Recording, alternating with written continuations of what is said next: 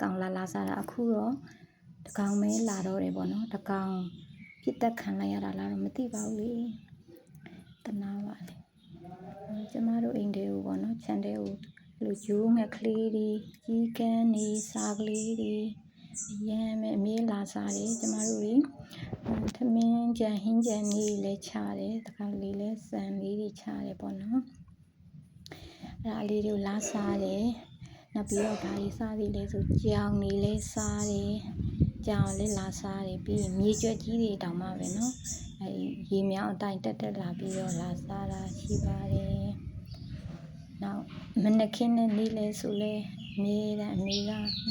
စားကလေးတွေကိုစံကျွေးပါတယ်စံကျွေးတဲ့ဌာနရှိပါတယ်